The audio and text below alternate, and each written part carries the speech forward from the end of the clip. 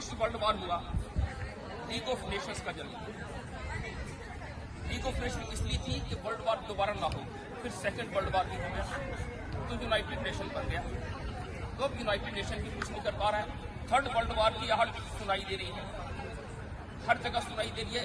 United nation के जो secretary general हैं वो भी कह चुके हैं कि न्यूक्लियर वॉर कभी भी हो सकता है। We are helpless, top leadership helpless है कि, और अब तक अगर न्यूक्लियर वॉर नहीं हुआ तो we are extraordinary lucky, but luck can not be the strategy forever. तो अब ये वर्ल्ड की थर्ड वर्ल्ड वॉर की आहट सुनाई दे रही है। तो यूनाइटेड मास्टर्स अगर बॉडी बनती है तो हम it should be is the supreme body. और जो अमेरिका, रशिया और चाइना की जो सुपर पावर राइवलरी है इस पे अंकुश लगाने के लिए ये चाहिए, क्योंकि कल्चर अभी तो अमेरिका या चाइना या रशिया जो भी कल्चर बनाते हैं वही आगे चल रहा है सब। पहले टेक्नोलॉजी अमेरिका ने डेवलप की, आज टेक्नोलॉजी पूरे वर्ल्ड को डोमिनेट कर रही है। आज हमारा अगर कंपटीशन है तो टेक्नोलॉजी के साथ है। टेक्नोलॉजी इतनी एडवांस हो गई है, अब आप एआई का जमाना आ गया है, आपको पता ही नहीं चलेगा सच क्या, यूट्यूब पे क्या देख रहे हैं पता ही नहीं चलेगा। सच और झूठ पे भी फर्क आप निकाल ही नहीं पाएंगे फर्क इसमें। तो इसलिए आज पॉजिटिव फोर्सेस का कनेक्ट होना, इंटीग्रेट होना, यूनिफाइड होना आज की परम आवश्यकता है। जब तक पॉजिटिव शक्तियां, फेमिनिन पावर्स कनेक्ट नहीं होंगी तब तक कोई रास्ता ही नहीं। अब कैसे पॉजिटिव फोर्सेस कनेक्ट हो वो सबसे बड़ी चुनौती है। नेगेटिव फोर्सेस कनेक्ट हो जाती हैं, पॉजिटिव फोर्सेस चुप रहती हैं, साइलेंट रहती हैं, न्यूट्रल रहती हैं और उसी से सारी समस्या हो जाती है। पॉजिटिव फोर्सेस का न्यूट्रल रहना ही सबसे बड़ी समस्या है। अपने आप बुराई फैल जाती है और पॉजिटिव लोग चुपचाप खड़े तमाशा देखते रह जाते हैं। उनमें कनेक्टिविटी कैसे हो, उनमें इंटीग्रेशन कैसे हो, उनमें यूनिफिकेशन कैसे हो, ये आज सबसे बड़ी चुनौती है और यही मिशन है बेसिकली। और अगर जिससे कोई सवाल उठते हैं तो फिर अपने आप सिलसिला आगे कब से शुरू किया है ये यूएम का कंसेप्ट जो है ना, हमने एक पहले हारमोनियस वर्ल्ड का कंसेप्ट तो हमने 95 में क्रिएट हुआ था। एक हारमोनियस वर्ल्ड, एक मिलनसार भक्ति, जैसे इन्होंने हैप्पीनेस की बात की, एक मिलनसार भक्ति में संसार हो, वो 95 में बात हुई थी।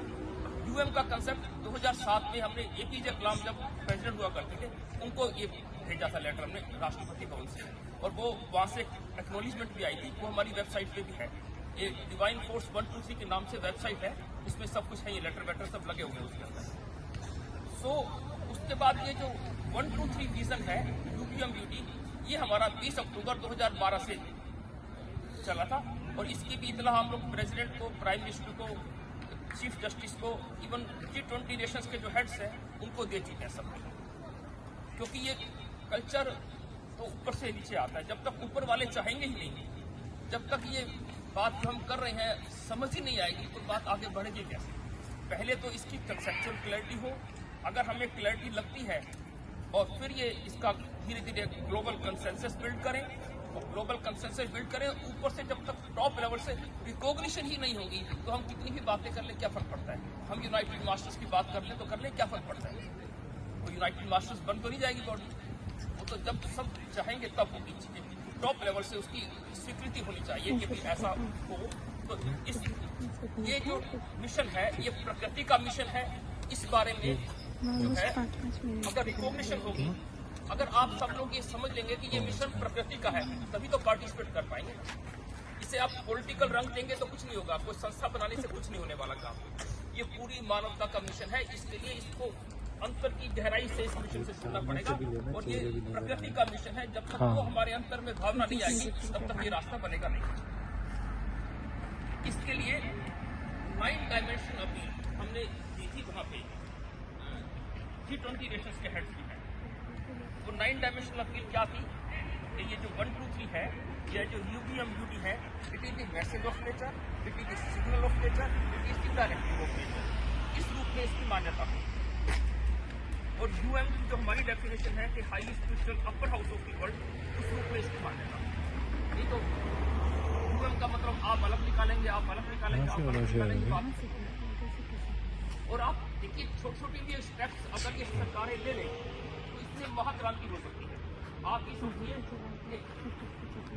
2, 3 अगर इस पे पार्ट ऑफ करिकुलम, तो ये बहुत आसान हो जाएगा बच्चों के लिए, सबके लिए करना चाहिए। हाँ जी ये स्कूल लेवल पे होना चाहिए। बिल्कुल।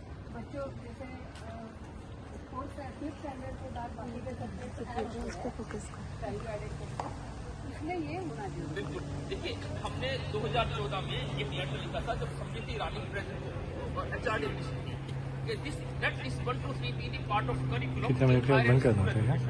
उन्होंने बड़ा अच्छा काम किया। वो हमारा केस जो है यूजीसी को फॉरवर्ड किया हुआ है, यूनिवर्सिटी ग्रांट कमीशन। तो ये यूनिवर्सिटी ग्रांट कमीशन में एक बार मिले भी थे, तो वो भी कह रहे थे कि हम बिल्कुल चाह रहे हैं कि हम इसमें सपोर्ट करें, बड़ा अच्छे से हमें प्रेजेंट करें दोबारा, तो ये रास्ता बन सकता है। एक हमने कहा जितने भी नेशनल फ्लैग हैं सब कंट्रीज के, है ना, 200 कंट्रीज है ऑलमोस्ट 193, इसमें कोई कॉमन स्पिरिचुअल सिंबल डालिए। Let it be tree, let it be earth, let it be sky, कुछ भी हो। Nature is primary, we are secondary, this fact must be establish. अभी तो क्या हम प्राइमरी है और नेचर सेकेंडरी हो गई, उसी से सारी समस्याएं पैदा होगी। हम इतने बढ़ गए कि हम काम ही नहीं कर पा रहा। तो इसलिए जो है नेचर प्राइमरी है। इसके लिए अगर ये यूनाइटेड नेशन के जितने भी नेशनल फ्लैग है उसमें कोई कॉमन स्पिरिचुअल सिंबल आ जाए तो ये भी बहुत अच्छा लगेगा कि सब लोग नेचर को प्राइमरी मानेंगे, हम सेकेंडरी। और जब हम नेचर को प्राइमरी मानते हैं, सेकेंडरी हम हो जाते हैं, तो चीजें आसान हो जाएंगी।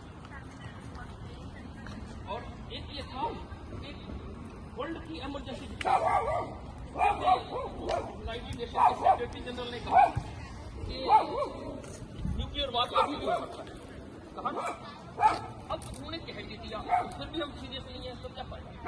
तो वो इमरजेंसी डिक्लेयर कर दिया कि आप सब लोग विचार करें, सब जाके